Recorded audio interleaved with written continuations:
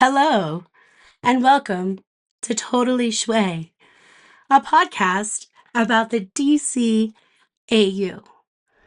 My name is Mary. And my name is Luke. I'd actually forgotten my name because I haven't had to say it for such a long time. Well, I got lost there because I haven't done this podcast in a while. So I took a little bit of time off. So thank you guys for letting me do that. Because I had a bit of a severe throat infection, little pesky thing that wouldn't go away. Um, and it has boggled the doctors around me, Yes, you're the medical anomaly. as always. So, what did we talk about last time? Last time? Why are we talking about last time? I know, but I was just wanting to know because, Oh, we talked about my book Rogues Gallery, which came out in November. oh my God, you're joking. Is Yeah. that what we talked about? Allegedly, yeah. Wow. See what I did there? No, I don't think that was That intentional. was not intentional. I can try to be intentional with it. Yeah. Do you want to ask me if there's anything new? Yeah. Is there anything news related? Well, there's a small little piece of tiny, minuscule news here. So, Petite? yes. Todd McFarlane, as part of his, I think it's his 12 days of Christmas promotion, is releasing like new DC figures every day this month. Is he Canadian He American? is Canadian. Okay, cool. I was about to say because the Canadians also do the advent calendars, which is cool. The day one was a Batman the Animated Series Batcave playset that comes with a black costume Batman. So it's kind of like a cross between Michael Keaton and Beat-Ass Batman. I didn't pre-order it because I've got the DC Collectibles original one and it's massive. It's huge. I remember I had to carry it back from central London because I picked it up at Forbidden Planet and it took up like a whole train seat next to me, and it was a crowded train, so I ended up having it on my lap the whole way. And I remember when I got to the station, I kind of struggled to get through the ticket gate, and like the lady that was at the gate was like, "What is that?" And I went, "It's just a toy." So you're not gonna get it this time. I didn't pre-order one. I was about to say, oh, I've ordered 3. Yeah, I didn't pre-order one. I pre-ordered 3. No. How's your have you bought anything from the 12 days of Christmas? Oh no, I haven't. I'm trying to be good. I mean, I did buy a very old graded comic, an issue of Batman number 35 from 1946, and that's been like my Christmas spend for myself. Mm-hmm. But that's all I've done. I'm not telling you what I've spent for Christmas. No freaking comment. Oh, I'll tell you actually something I did buy last night actually. So for about £10, someone sold me a Superman the Animated Series action figure. It was a Superman in his spacesuit, and I was like, oh, okay. Okay, next time that happens, you need to tell me. Well, I'll share the links with you and you can get them for next year's. I mean, Yeah. I've actually got my eyes on a Metallo action figure from the Superman the Animated Series line that's about £25. I have to import it from Canada though, so the I have no qualms like with Canada whatsoever. no, neither. I'm not saying don't buy from Canada. I hate Canadians. I'm not saying that. No, I'm saying the postage will be probably just as much as the figure. But you can't find that Metallo figure anywhere Yeah, I was else. about to say with stuff like that, it's a bit. So I've just persuaded myself to go ahead and buy it. So Like I saw it in his Yeah. eyes, but I think he already knew he was going to buy it anyway. yeah, maybe I'll buy it come payday. So how have you been feeling? Generally all right. I've had a tickly cough for over a month, but it's the same flu you had, Yeah. but for me it manifested in a different form. You know what? I'm going to talk about that ting that Ting? just happened. Yeah. Watch. So has anybody else like I love a discount.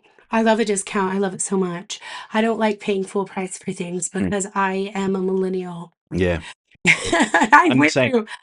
through the Great Recession. Yeah, I never buy things at full price. Like even on eBay, I'll add it to my watch list, and if they make me an offer, I might accept, or I might haggle some more. Well, with that being said, I have signed up for a few things, only really things that I know that I will purchase from.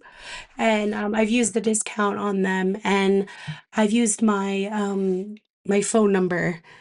And boy, are they wanting us to buy stuff for Black Friday, and like they're doing their sales early and stuff. And they text me like so much throughout the week. It's getting kind of annoying. But I didn't really do a ton of Black Friday shopping, did I? No.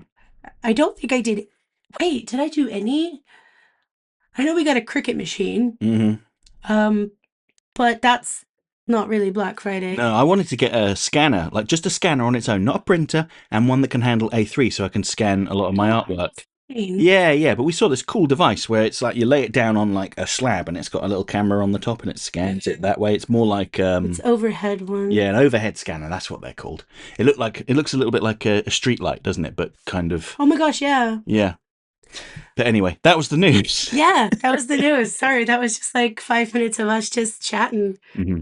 So today we're talking about one of my favorite things to talk about when it comes to the DCAU. And that is not a thing, it's a character, and that is Harley Quinn. So Harley Quinn and I go back to 1992, Hmm. because that's as far as you can go back with her. um, I have always loved Harley Quinn because there's always been something about her that has been so different to any other cartoon character around the time. Because back then, I don't think before BTAS, I personally connected to a cartoon character the way that some people do. And then I saw Harley Quinn and I was like, good God, this is like my character because she is imperfect. She wants to be loved. I don't think she just wants to be loved by the Joker, but that's one of the things that she needs in life. She needs to be loved by the Joker and he doesn't love her. But also it's just in this series, in the BTAS series and in like New Adventures and all of that, and even Batman Beyond, you see a complete journey. Mm. And it's sometimes a hard journey, but it's a beautiful journey from this therapist, this psychiatrist, excuse me, all the way to this grandma, you know? And in between you get so much. You get her relationship with her on and off, on and off, on and off relationship with the Joker. You get to see her relationships with the other lady characters, but you also get to see the relationship she has with some people like, Bruce Wayne, but also Batman. And it's so different to see, especially in BTAS, because it's not just a one-sided story like, oh my god, bad clown girl bad. Hmm. It's, oh, that character actually has a personality, Hmm. and it's a personality that I can definitely um familiar be familiar with.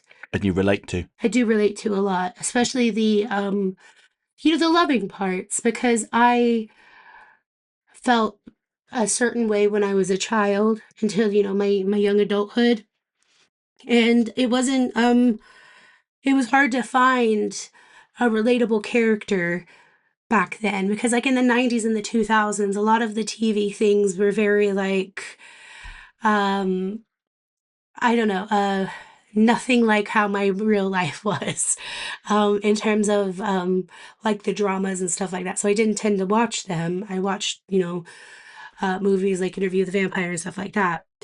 Um, but when it came to Harley Quinn, it wasn't like saying, "Oh my God, that's my life," like all together. It's little bits of her, Hmm. like the way she does certain things, or how she handles certain things, or how she gets upset at certain things. It's like, I know a person that acts like that. And then you realize, like, oh my God, that's me. I act like that sometimes. I mean, I'm not a criminal. Um, Are you sure about Not anymore. that? She's But reformed. it's more of the feeling that Harley gave me. And also the fact that, talk about my sexuality here for a little bit. I always felt with Harley Quinn that, she wasn't just like one, you know, Hmm. one thing, like, she wasn't just, hetero, It was more of, you know, she just wanted love. Hmm. She needed love. She needed love. And she would love anybody that would love her back. Or, at the time, people that didn't love her back. But I was very I was very in tune with how I felt about my sexuality from a young age, and have to say Harley Quinn probably helped that. And they don't explicitly say in, BTAS, oh, she's bisexual or anything like that. But they don't say it. You know No, what I mean? there's one little hint that didn't make it through, and when it's from the episode Harley and Ivy. Now, I still attest the fact that they're walking around just wearing like button-up shirts and nothing else. I think that's clear enough that they have been having intimate relations. But when the Joker walks in and sees them, he says, "My, haven't you been busy little bees?" Now, the original line was, "Haven't you been busy little beavers?" And when it came time to record it, it was decided that actually, no, that line's a bit crass. Mhm. So let's go busy little bees instead. Yeah, I like the fact that they changed it Mhm. because it's up for interpretation. Yeah. And that's oh my god, Harley Quinn can be up for interpretation. You can see her Hmm. in so many different lights. But this is how I see her. I'm sorry, I just remembered a comment someone left and like completely outraged that I'd said that Harley and Ivy were often presented as being, in a coded way Mm-hmm. as being in a same-sex relationship, and it's kind of hinted at in the way that they dress around each other. And I had this comment from someone who was like, "Bullshit! My cousin dresses like that around her roommate all the time, and they shower together." And I'm like, I "Your think cousin is gay." I think he needs to let that go. I'm assuming he. Presumably, Yeah. yeah. They need to let that go because it's not you shouldn't be like even thinking about that in terms of like who cares? Well, I mean, yes, that is completely valid. It's just that he had no idea, Yeah. despite all the signs being there. It's like, Yeah. bless your heart, bless your Yeah. heart. But see, I didn't actually take that scene the way that you did, or the way that a lot of people did. I just thought, again, as a child from 1988, yes, I said my real age just then without Uh, saying it. A lot of like, and it's weird to say this, but a lot of cartoons back then, especially ones that my stepdad was watching, which weren't like over the top ones, but still were a bit more like edgy. And a lot of TV shows and stuff, you saw them like dressing like that. So I was like, oh, okay, yeah, fine. Would I dress around one of my friends like that? Absolutely not, because I have like, um, I do not. Worst that you'd get around me is me wearing a tank top, and has nothing to do with them at all. mhm. It's like I don't like my own. I don't like my own body, so that's what says more about me. Yeah, but you don't just walk around only wearing a tank top, do you? Whereas they were walking No, around without yeah, anything that's what else. I'm saying. Is like Yeah, it's just different people yeah. because there are people that just walk around like that. Well, with their friends, it's just like their little boy shirts and underwear and like Hmm. a pajama top or whatever, and that's fine. But I can see how people could take it the way that um that you would see it. Hmm. But yeah, I think that's just me and like the stuff that I watched when I was around that age. I never really thought about it that way until um I think until you mentioned it to me. But yeah, that relationship was fascinating to me. Um and I always wanted more of it, but not just because I wanted more of the, like girlfriend thing. I wanted more of like Hmm. I wanted to see them like in Holiday Nights. Is it Holiday Nights? Yeah. Yes. Ugh. I like in Holiday Nights because I just thought it was so fun. Like I love the scenes where they're like trying on the hats and it's like very funky. It's funny you bring up Holiday Nights because you just reminded me of another bit of little trivia there. Um, in that opening of Holiday Nights, Harley Quinn is like wearing pajamas. And the original version of it, she was just wearing her underwear. And then the censors are like, actually, no, we should change that because it's now too obvious. So there are animation cells and drawings out there showing Harley Quinn and Poison Ivy in their underwear. Like officially produced animation cells and artwork, I should say. But then they had to redo that bit to make it less suggestive. Unfortunately, you cannot find them anymore, though, because I've got them all. Well, I'm joking. The guy I buy cells from, Chuck, he had some of them, but I didn't buy any of them, I promise. What's the name of his place? So his gallery is the Artman Gallery, but then he also works with Heroic Fine Art Gallery. Who we love. Yeah, they're very nice people. Yes, I went to their I was about to say we should love them with how much you've got. Yeah, I went to their stand at LA Comic Con. That's where Dan Reber and Kevin Altieri and Stan Berkowitz and Alan Burnett and all those other people were. Can we pause for a moment? Yeah. Oh, I know what you're going to say. I love posting funny pictures of Luke and I. But there's another thing I love doing. I love being bitchy on my Facebook about my past. Because I'm not really talking about anybody other than myself or whatever. But a lot of the time, if I post a picture, it's usually because I think it's interesting or if there's like something funny about it or to remind myself to buy something. So I've been sick recently, as you guys know. And I had to go to the A&E, so the emergency room. How long ago? A week ago now? Or something like that. Yeah, just over a week. And I posted this funny picture because I have funny picture of myself and Luke. And I have a very bad eyesight. Well, it's not very bad. There are people that it's like -6 in both eyes. So whenever I take a picture, the person next to me, a lot of the times, like you could see half of their face and then their face.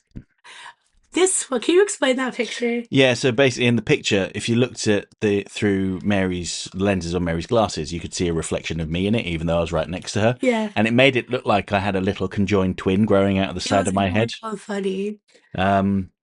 So Mary posted a picture of this, and within 5 minutes gets a message from someone like going, "Oh my God, are you okay? Is Luke okay?" Ah! But I am so happy that they did message me because I read it and I was like, oh my God, this sounds like I'm worse than I am. Oh my God, what if my mother sees this? My mother would be like, what's going on some random person's thing that she's just met at Walmart or something because she doesn't remember her Facebook password. Can we tell them who the person was? I mean, if you really want to. It was a person from BTS.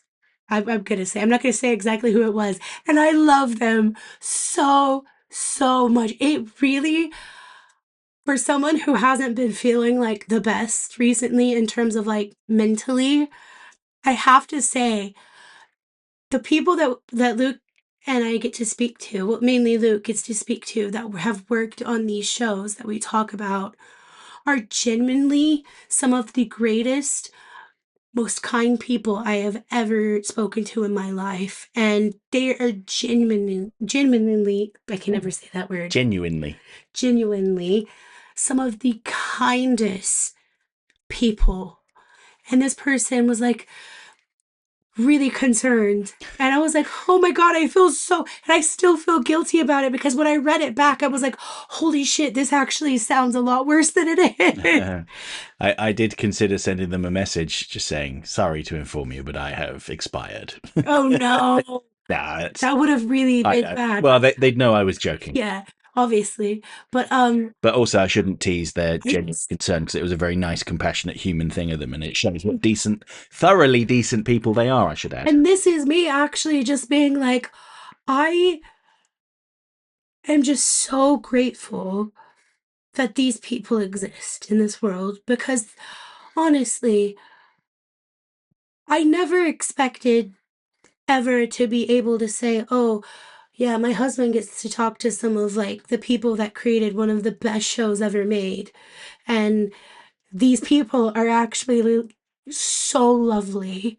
And it's so weird to me because we have the podcast people that listen to our podcast and watch our videos who are absolutely lovely. And I'm actually friends with, although I'm not the best friend because sometimes I don't reply for weeks, and I'm sorry about that.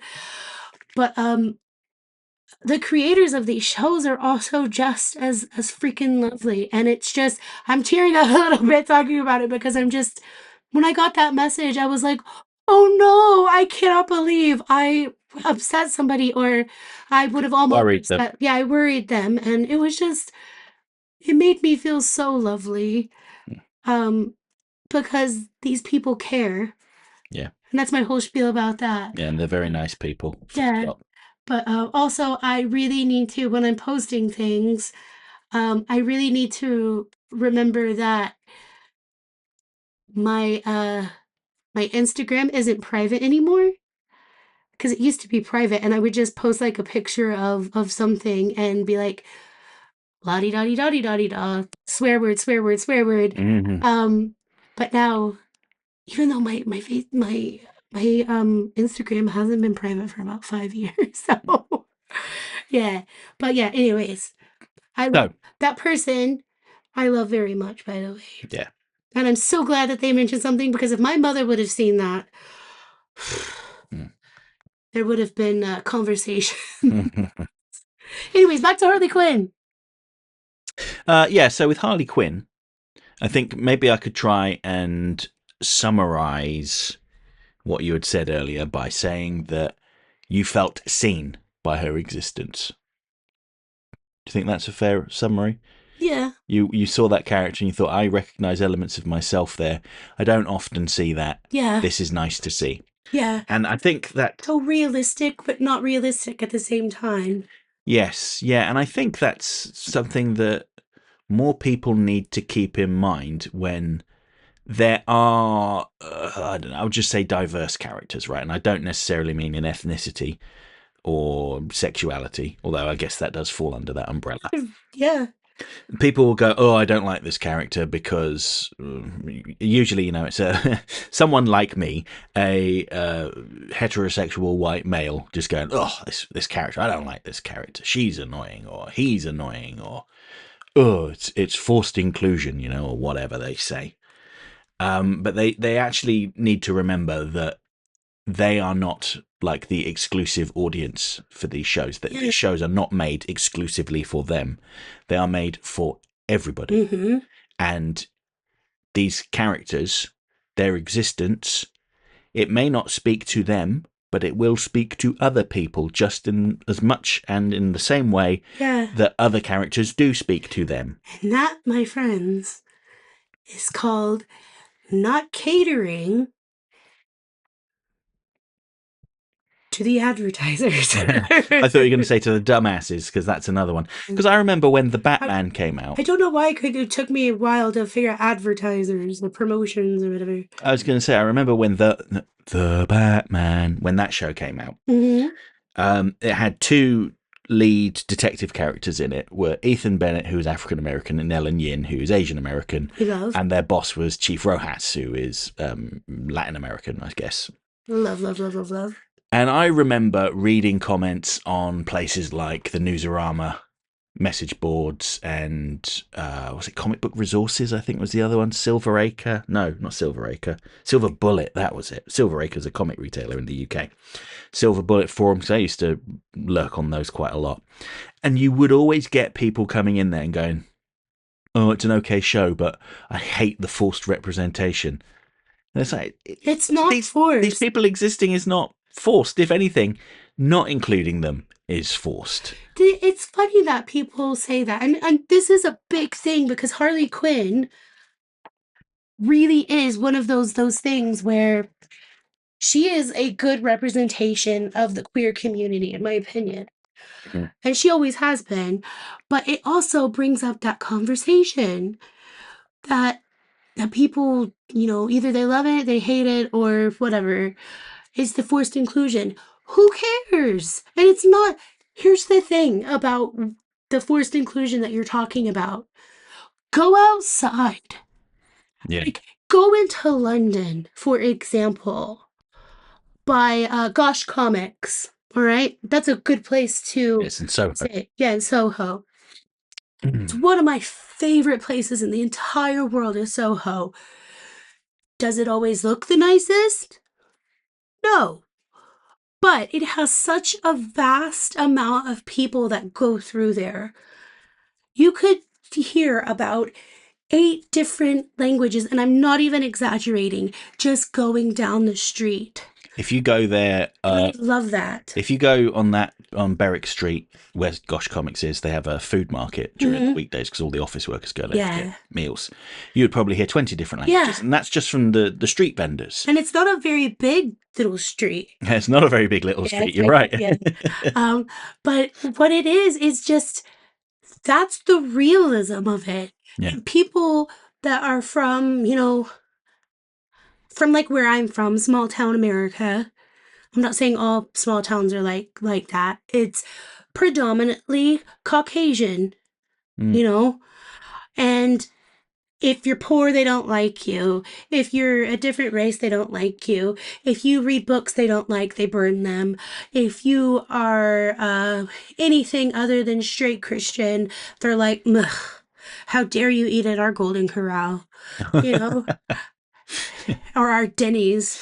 Oh, don't besmirch Denny's. No, I got, when I was 15, I was with a friend of mine. Mind you, it was like 1 o'clock in the morning.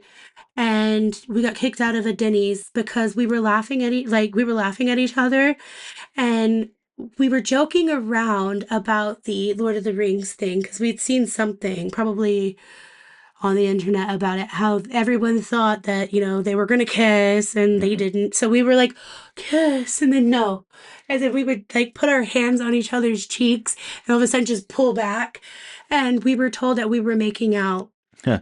I was like, our lips never touched. And by the way, she's not my type. Anyway, but in small town America, some of these people. Small town America, that gets you kicked out of a Denny's. Yeah. Well, that particular one, not all Denny's. Was that the Denny's that we went to when I first got there? Because it was like at 11 o'clock at night when I arrived. Oh my God, no. It was a different Denny's. Yeah. Because the one we went to was in OKC, whereas the one that I got kicked out of was closer to where I lived. I don't know why I don't say where it is, because whatever. Go Bombers. Go Rockets that don't exist anymore. It was what I'm trying to say in my ADHD brain is that forced representation is BS.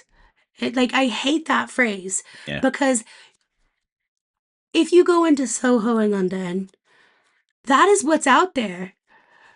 Because it is a worldly place when you step out of your own garden. Yeah. And you get to see all of these beautiful people and these beautiful cultures, and then just real life happening. And the funny thing about like the Harley Quinn and like Batman and stuff like that is, I said it earlier, very realistic, but not really. But I just hate, stop saying that it's forced representation when you haven't, just because it's not what you want to be represented doesn't mean shit to me, Yep. I want to be able to have my nieces and nephew watch television that represents each and every one of them, not just one side of them. Yeah. And I think another thing to remember is a lot of these shows are made in Los Angeles in California. Yeah. And when I went to LA, it's very diverse. I was in I met someone who worked on Cape Crusader. Actually, I met him for breakfast somewhere. And in this middle of this residential area was this really cool Mexican restaurant. And it was just plonked in the middle of this neighborhood that had all different types of people in it, and it was great. It was really nice. Considering California used to be Mexico. Well, yeah, yeah. Shouldn't be surprising. Yeah. Maybe that Yeah. restaurant has been there longer than that neighborhood. About that is you also went to the Jack Kirby exhibition I too. did, yes. Again, another culture and another badass that it represents the culture that he was from in such a great way. Yeah, that's Um, right. That's right. And I always feel a little sad that Jack Kirby had to change his name. What was his first name before? Oh, excuse me, his surname before. Kurtzman. That's what it was. I think it was Kurtzman. So he was Jacob Kurtzman, but then he just changed it to Jack Kirby to get more work, which is very, very sad that he had to do that. And I mentioned this before, but I found walking around that exhibit, it wasn't massive. There was quite a lot of items there. They had his World War II uniform. oh, that would have been cool to see. I mean, I took a video of it so that you could see it. And at the end of it, they had his typewriter and his ink pots and stuff. And I found it all very moving and very, I don't know, very sad. I'd go sit by myself for about 5 minutes downstairs in the quiet area. Mm. But anyway, sorry, I've gone on a tangent. So with Harley Quinn, another thing I love about her is that this representation of her is the first one. It's the first one. Yep. It is the like the virgin experience with this in terms of like what our eyes have seen of Harley. And the beautiful thing about comic books is that they can be redone. Yeah. They can be represented. A character can be the same character for 100 years. Mm-hmm. But they can have different representations. Yeah, different versions. Yeah, of that character. And I'm going to say everything I love about Harley Quinn, but I adore the fact that there have been, I can think of at least 3 different Harleys. Oh. But they're different, but not really. Yeah. And they all have this uniqueness about them, but they also still have that beautiful thing about Harley Quinn, where some people would say, oh yeah, she's damaged goods. She's not damaged in terms of like what, the regular person would see. Mm-hmm. Because in a lot of the stories of Harley Quinn, she gets her ass up and she continues to get on it and go. Mm-hmm. And she moves on and on and on. No matter how many times she falls or how bad she feels. Or how beat up she gets. Yeah. She always gets up, and every Harley that I've seen has done this. And it all started with the BTAS one. Yeah, and I would say there's an element to her that, let me rephrase this. So I think a lot of like who her personality is and what a lot of people think of as Harley Quinn came directly from Arleen Sorkin, the voice actress. Because the character of Harley Quinn was intended to be like this just one and done henchwoman. They didn't really write a lot of material for her, but they wanted her to stand out a little bit, like how in the 60s show the Joker had a girlfriend sometimes. And then they just let her kind of do her own thing, and she's very charismatic. Mm-hmm. She had a very distinctive voice, and like her performance really had a lot of character to it. And as such, they kept wanting to bring her back. Everybody was like, oh no, we've got to do another one with her. Let's bring her back. Paul Dini, write another one. So what I love as well, wasn't it a clip of Arleen Sorkin that started it all? Yeah. Well, yes, that influenced it. So she was in was it soap opera Days of Our Lives? And these are the days of our lives. So there was a dream episode where she was like a jester on roller skates. Harley Quinn. Yes, and that was kind of like the visual inspiration for Paul Dini. And he was like, yeah, let's just do something for Arleen. Because he went to university with Arleen Sorkin, and they were friends. So he did that with her in mind, and then when it came time to cast her, they didn't really bother doing auditions, I don't think. I think he just said, can we get Arleen to do it, because it's based on her. And I believe Andrea Romano said, yeah, fine, it's a small part, doesn't matter. And the rest is history. Yeah. So, there's as much as people say, oh, Harley Quinn was created by Paul Dini and Bruce Timm, which is 100% true. Paul Dini came up with the characterization, Bruce Timm came up with the look. Mm-hmm. Just as much of it is Arleen Sorkin's personality, because a lot of her real life events fed into Harley Quinn as well. She would describe, things that had happened to her to Paul Dini, and he would write it into the script. For instance, she talked about, this was only one I was told, she talked about how she had been shopping with a friend of hers and they'd bought a dress and they didn't wait to get the security tag taken off, and they went to walk out the door and it set off the alarms in this big department store, and they were all terribly embarrassed and laughed about it later. And she told that story to Paul Dini. He thought, well, how would Harley Quinn react? She would go into a meltdown and get into a fight. And then that spurred on Harley's holiday. I've said something on the podcast before about the Bruce Timm thing. There's a lot of people who, by the way, I love. A lot of people think that some of these characters were just him, Mm-hmm. and that's it. Whereas, like you just explained, Harley Quinn was a mixture of different people. All it's like this cuddle puddle Yeah. of things and people and stories and stuff. So all of these people created this. I mean, to get the character where it is now, all of these people did. Yeah. But I tell you what, that design. Yes, the design, that's what lures people in. That design. As you guys know, or I think you guys know, I love Barbie. I've always loved Barbie. Barbie has been a big part of my life since I first met her. And I love so in the 2000s, it was like either the late 90s or the 2000s, Barbie started to look a bit more realistic in terms of, I think there was like a silicone body instead of the plastic one, and it felt like kind of like skin or fake skin or whatever. I cannot in my mind get over the fact that I love that so much. But I always go to Harley Quinn when I think about that, because Harley, although yes, she's a svelte, beautiful character with like slim waist and all of that, but there was a reason behind that. Mm-hmm. She's an acrobat. Yeah. And what I thought was cool is when you look at like acrobats, you see like the legs and the arms are, the more, more muscular or whatever, and all of that, and it looked like that. Yeah. And when Barbie started to look like that, I always thought of Harley Quinn because it gave me like her stomach design for, whatever. This is not going to make sense to other people, but it makes I sense think it to will. me.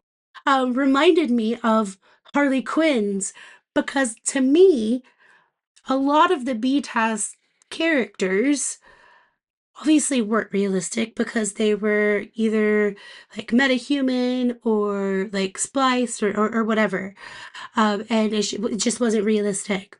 But a lot of the, like Andrea Romano, that's a good representation of, you know, how a woman looks in I mean, Andrea Beaumont. Andrea Beaumont. Andrea Romano was the voice I director. didn't mean to say that. Especially we're talking about her. I was thinking about her. Sorry about that. Oh, no, it's fine. But Woman, no. Andrea Romano is also a fine example of what a woman should look like. Yeah. But what I'm talking about is for like kids or Yeah. like teenagers, whatever, around that time. That's a great representation because it wasn't this. Nothing against Bratz dolls. I never played with them, but it wasn't just like the I'm a friend with Anna type of body. Mhm. I don't know if you know what I mean by that, but Anorexic, yes. yeah. It was a good representation and I loved it. And I always think about that. I know it sounds weird and probably not many people understand what I'm talking about, but No, I'm sure they do. Yeah. I'm absolutely certain they do. It made sense to me. but it's what I loved about some of these characters. I mean, what I loved, you hear me say all the time. What I liked about a lot of these characters is they were so well thought out, including like what body parts would they use more or something like that.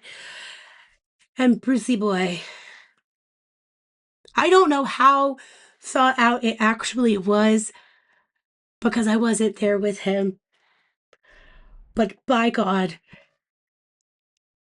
if you could draw the perfect superhero slash villain that I would have in my head, it would be Harley Quinn. Mhm.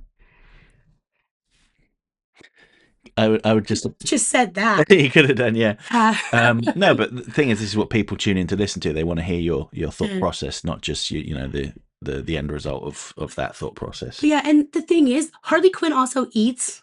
Yeah. Not like eats, well, she does eat, like, yeah. But she eats as in, like, what do they call it? I used to say slay. Hmm. Now they're like, it eats, yeah. But you see her eat food, Hmm. and oh my God, how can I have not mentioned this before? Bud and Lou. Yeah, I knew you were going there.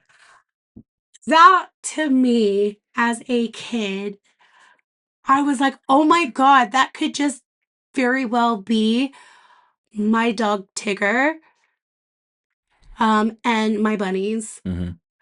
Because that's how I felt. They were my babies, and I treated them like so well. And oh, I would hate when the Joker wasn't like that kind and just was like dismissive and stuff like, but that's my babies. Hmm.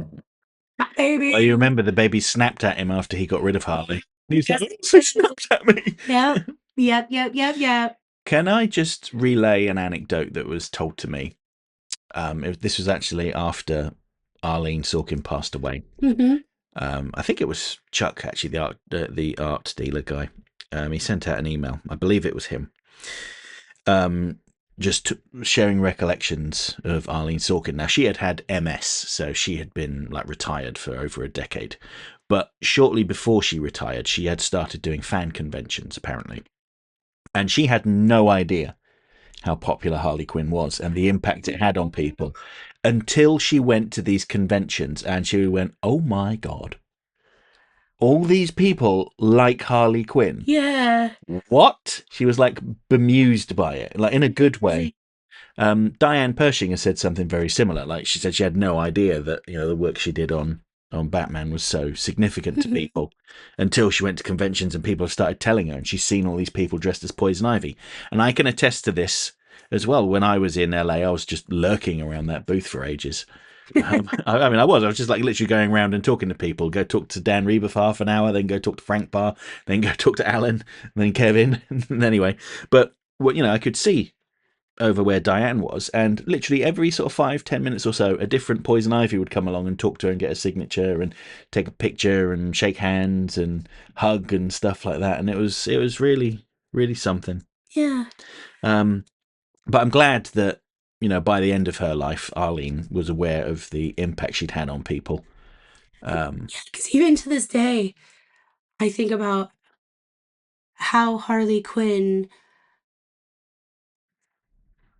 just made my life just that little bit better. Mhm. When I watched it. Um, yeah, it was such a great.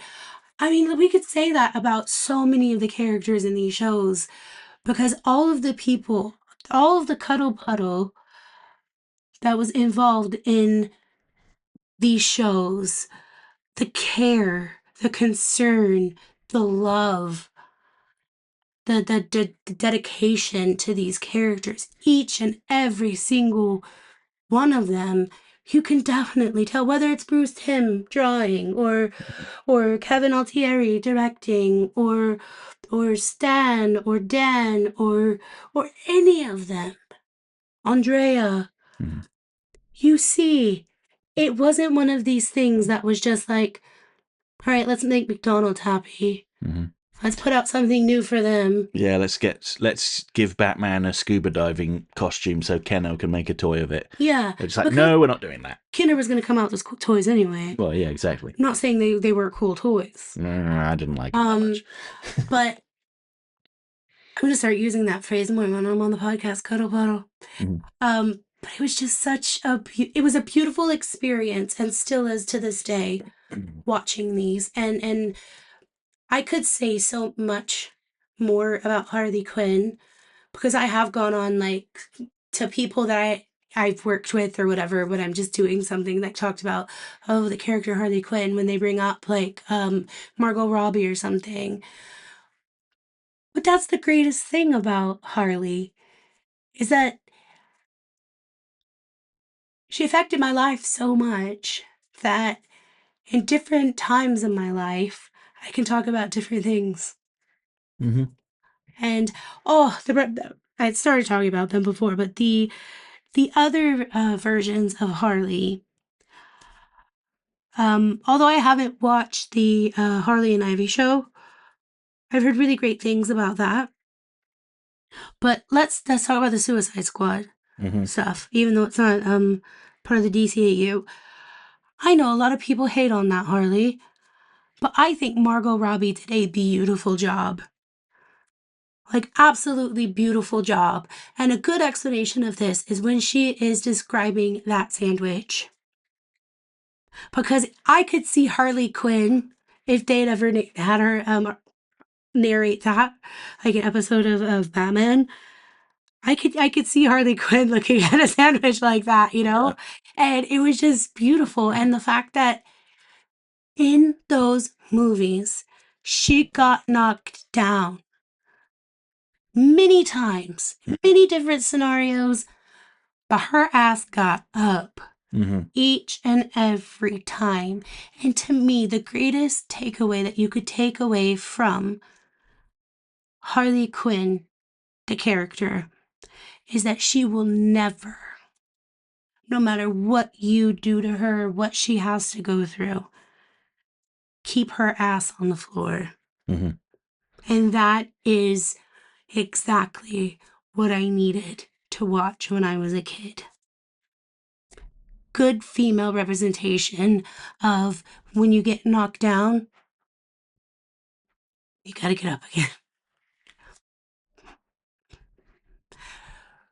I would have liked to have seen that relationship that she had with Joker. I would have liked to have seen her become a bit more. Now look here, buddy. This is what we're gonna do. Well, she does at some Yeah, you point. remember in Joker's Yeah. Millions when he gets the new Harley, she breaks out of Arkham and dresses up as a police Yeah. person. I And said I would like to see more of that. yeah. Yeah. But then she like beats him up in the back of the Yeah. police van. Oh yeah. Yeah, so she got a bit of payback for Mad Love. I think we all have a little. Well, I have a little bit of that in me. I wouldn't beat anybody up, but there are different ways you can get back at somebody. Um, yeah, that's Harley for me. What about you? What are your last I think things? her episodes, her starring episodes, were a rare opportunity to bring some kind of genuine humour, some sad humour as well. Yeah. She's got a really wonderful balance between like tragedy and comedy, almost like the black and red check pattern on her costume, where she is both really very sad and very, very funny. So, for instance, at the end of Harley's Holiday, where she's talking about, society's to blame. Well, she's already said that earlier on, but anyway, she's like saying, she actually tried to get along with the world and the world pushed back and crushed her. Oh, yeah, definitely. And she decides that she's gonna, cause chaos in Gotham, pulls out a Joker grenade, goes to throw it and ends up dropping it and blowing herself up. Yeah. And she gets launched onto the side of a neon sign of a Coke bottle. Yeah. Or, a soda bottle. Soda bottle. Yeah.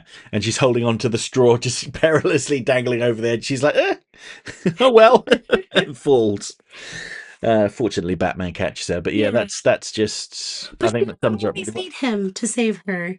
That's the thing. 'Cause a lot of the time she saves herself. Yeah, she does. But that's the thing about Batman. Batman is just there to say, hey, I'm here if you need me. Yeah. And she knows where the Joker's socks are. Yeah. Do you know where my socks are? Probably in that big pile of unsorted laundry. Why haven't you sorted it? Because I'm practically working 3 jobs at the moment. That's like exaggeration. I've just launched a book and working on another one, but anyway. Anyway, I think that's probably a good point to end it, isn't it, Mary? Yeah, we should do an episode about Bruce Timm one day. I would love that. Yeah, we should do. We should do. Correcting all of the assumptions people have about him, like, no, Bruce Timm did not come up with Batgirl and Batman having a relationship. No, Bruce Timm did not work on the Batgirl pregnancy story, etc., etc. Maybe. And maybe we could find him on the planet of finally a person that is in Hollywood that doesn't do the fame game, if you know what I mean.